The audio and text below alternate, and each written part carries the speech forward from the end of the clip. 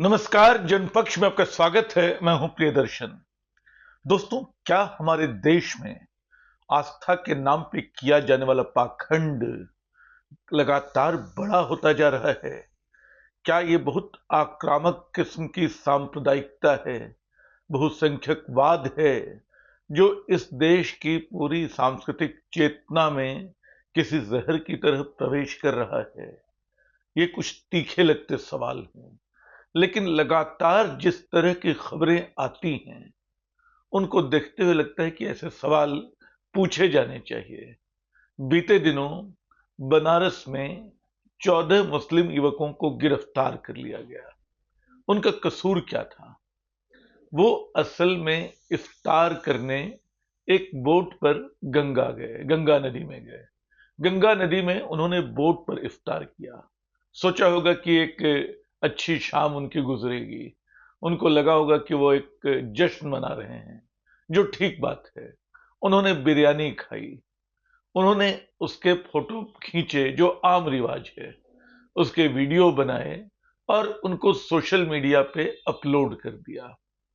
उनको अंदाजा नहीं रहा होगा कि सोशल मीडिया पे किन किन की नजर पड़ती है। और इसके बाद अचानक भारतीय युवा जनता मोर्चा की भावनाएं आहत हो गईं। वहां के किसी पदाधिकारी ने पुलिस थाने में कंप्लेन की कि हमारी भावनाएं बहुत आहत हो गई हैं, हमारी मां जैसी गंगा नदी को अपवित्र कर दिया, वहां मांसाहार किया गया, हड्डियां गंगा में फेंकी गईं, बहाई गईं। ये कोई नहीं जानता कि हड्डियां गंगा में बहाई गई या नहीं। इसका वीडियो भी नहीं रहा होगा, लेकिन संभव है कि लोग खा रहे हों। तो जो हिंदुस्तान में परंपरा सी बन गई है, आप न प्रदूषण का ख्याल करते हैं, न पर्यावरण की फिक्र करते हैं।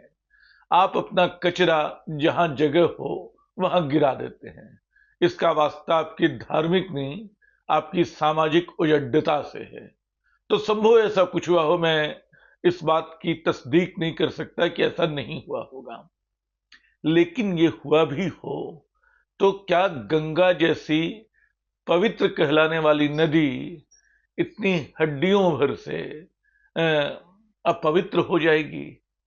गंगा तो वो नदी है जो अस्थि विसर्जन के लिए जानी जाती है, जिसके यहाँ लोग अपनी हड्डियां, अपने मृतकों की हड्डियां और राख प्रवाहित करने आते हैं। ठीक है, वो जूठी नहीं होती हैं, लेकिन क्या इतने भर से, क्या गंगा को लेकर ये जो प्रेम उमड़ आया, जिसके निशाने पे 14 लोग आ गए जो कहीं छोटे मोटे कारखानों में काम करते होंगे, जिन्होंने एक बोट की और जाकर इफ्तार मनाया। क्या गंगा इतनी कमजोर नदी है, या उसको कमजोर बना दिया गया है? गंगा का प्रदूषण क्या इन तमाम लोगों को जो गंगा से इतना प्रेम करते हैं, गंगा के प्रदूषण के बारे में पता है? क्या उनको गंगा नमामि नमामि गंगा नाम की परियोजना के बारे में मालूम है? गंगा एक दौर में, शायद अब भी हो, मैं आंकड़ा तत्काल लेके नहीं आया हूं, दुनिया की सबसे प्रदूषित नदियों में एक हो गई थी। वो नदी जो भारत के 50 करोड़ लोगों के काम आती है, जो कई राज्यों से होकर गुजरती है, जिसके बारे में नेहरू ने कहा था कि वह हमारी प्राचीनता की, हमारे वर्तमान की, हमारे भविष्य की संस्कृति धारा है, उसमें एक सांस्कृतिक प्रवाह है। उस नदी को हमने दुनिया की सबसे प्रदूषित नदियों में बदल दिया था। तब किसी की आस्था को चोट नहीं पहुंची, तब किसी ने कोई केस मुकदमा नहीं किया। और नमामि गंगा प्रोजेक्ट के लिए जो राशि निर्धारित है, वो थोड़ी बहुत नहीं, 22,500 करोड़ रुपए पहले हो चुकी थी। अब पता नहीं कितना है। और इस प्रोजेक्ट का क्या हाल हो रहा है? 4 दिन पहले रिपोर्ट आई है उत्तराखंड से कि वहां सीएजी ने कहा कि जो 1,000 करोड़ रुपए लगाए गए हैं यहां, उसका करीने से इस्तेमाल नहीं हुआ। वहां जो सीवेज ट्रीटमेंट प्लांट बने हैं, यानी जो मलमूत्र विसर्जन का जो नदियों के किनारे रहा है सिस्टम, जो गंदगी जाने का, उसको ट्रीट करने के लिए जो प्लांट बने हैं, 44 प्लांट बनने थे, 44 प्लांट। उनमें से शायद 3 या 5 ऐसे हैं जो एनजीटी नेशनल ग्रीन ट्राइब्यूनल के मानकों के अनुरूप ठहरते हैं। शायद 10 से 12 ऐसे हैं जो पर्यावरण मंत्रालय के मानकों के अनुरूप ठहरते हैं। तो जो गंदगी गंगा में जा रही है और बिल्कुल उत्तराखंड से, जहां से नदी शुरू होती है गंगोत्री से ही, तो वहां से अलग अलग जिलों में जो हालत है, वहां तो आप गंगा को बचा नहीं पा रहे हैं। वहां तो किसी मलमूत्र के विसर्जन से गंगा को रोक नहीं पा रहे हैं। और वहां से वो तमाम शहरों में उत्तर भारत के घूमती हुई वो तो औद्योगिक कचरे का, मतलब रासायनिक जहर का की धारा बन जाती है। और उस गंगा पे आपको और इस स्थिति पे आपको आपकी भावना आहत नहीं होती है। कोविड के दौर में आपको याद होगा कि गंगा किनारे लाशें फेंकी गई थीं। जो हालत थी, सरकार ये बताने को तैयार नहीं थी कि अस्पताल नहीं है, ऑक्सीजन सिलेंडर नहीं है, श्मशानों में जगह कम पड़ गई थी।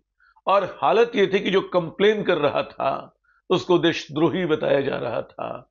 उसको बताया जा रहा था कि भारत की कामयाब कोविड विरोधी मुहिम में वो उसको बदनाम करने में लगा है। तो लोग अंधेरे में अपनों के शव, वो कितनी पीड़ा में, कितनी तकलीफ में भरे होंगे, हम अंदाजा नहीं लगा सकते हैं। उसके बावजूद वो अपने शव वहां गंगा में प्रवाहित करते चले गए।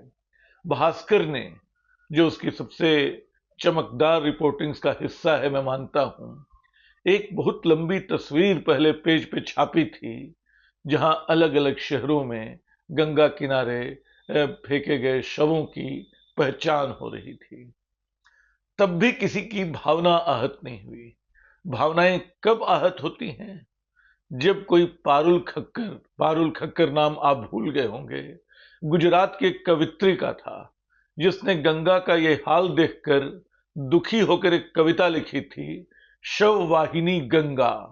और फिर जिन लोगों की गंगा की गंदगी से भावनाएं आहत नहीं हुई, जिन लोगों की वहां शवों का ढेर देख के भावनाएं आहत नहीं हुई, जिनका वहां प्रदूषण का हाल देख के, जिनका औद्योगिक कचरा देख के भावनाएं आहत नहीं हुई, उनकी इस कविता से भावना आहत हो गई। उन्होंने तुरंत कहा कि अरे, ये तो लिटरेरी नक्सल है। नक्सलवाद का एक इस्तेमाल यहां भी हुआ। उन्होंने कहा, गुजराती साहित्य एकेडमी ने कहा कि वो लिटरेरी नक्सल है। इस तरह भावनाएं आहत होती हैं इस मामले में भी।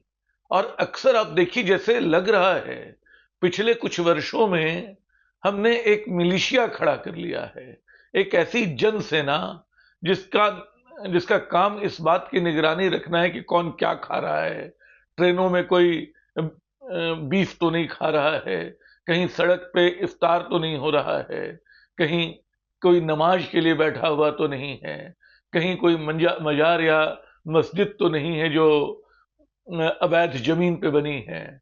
अदालतों में मुकदमे, पुलिस में मुकदमे, और वो सब तो बाद में आते हैं। पहले सड़कों पे पिटाई, गो तस्करी के नाम पर पता नहीं किन किन लोगों को मारा गया।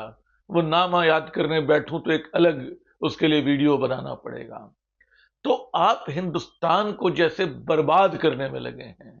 आपने पहले एक नदी बर्बाद कर दी, एक बहुत पवित्र नदी, जिसके बारे में वाकई कहते थे कि उसका जल आसानी से प्रदूषित नहीं होता, उसको भी आपने प्रदूषित कर दिया। भारतीय संस्कृति भी ऐसी रही है। ये तमाम धाराओं को मिला के एक साथ चलने वाली संस्कृति रही है। लेकिन इस संस्कृति को आपकी सांप्रदायिकता का जो जहर है, पता नहीं कितने वर्षों से प्रदूषित करने में लगा है। और हालत यह है कि आज छोटे छोटे शहरों, कस्बों और मोहल्लों में जो बेरोजगार लड़के हैं, वो इसी काम में लगे हैं कि कौन किस ट्रक में गाय को बिठा के ले जा रहा है, कौन इफ्तार में बिरयानी खा रहा है और कहां उसकी हड्डियां डाल रहा है, किसके घर में गोमांस पका है, कौन सफर में अपने डब्बे से गोमांस निकाल रहा है। जबकि इनमें से आधे से ज्यादा कहानियां हम पाते हैं कि फर्जी निकलती हैं।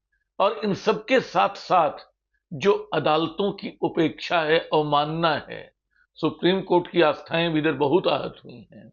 जिन प्रश्नों पे होनी चाहिए उन प्रश्नों पे नहीं हुई है। कायदे से जो बच्चे, जो युवक इफ्तार करते हुए गंगा किनारे पकड़े गए, जिनको गिरफ्तार करके अब देखा जा रहा है कि क्या उनका मकसद सामाजिक दुर्भावना पैदा करना था, वैमनस्य बढ़ाना था, जिसका केस उन पे चलाया जा रहा है, उनको तत्काल रिहा करना चाहिए। और ऐसे लोगों को जो इन चीजों को बढ़ावा देते हैं, जो इन चीजों का प्रचार करते रहते हैं, जो दिखाते हैं कि देखो देखो देखो ये तो देश को तोड़ रहे हैं, बदनाम कर रहे हैं, ऐसे लोगों के खिलाफ मुकदमा होना चाहिए, क्योंकि तुम इस देश के ताने बाने को तोड़ रहे हो। गंगा का प्रदूषण, नदियों का प्रदूषण एक बड़ा मुद्दा है। पर्यावरण एक बेहद जरूरी सवाल है, उसके प्रति हमें संवेदनशील होना चाहिए।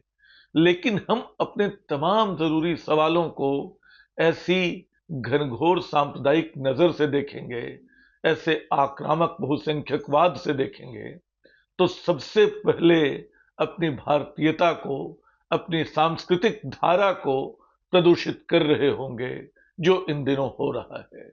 इस खतरे से हम सबको सावधान रहने की जरूरत है। शुक्रिया।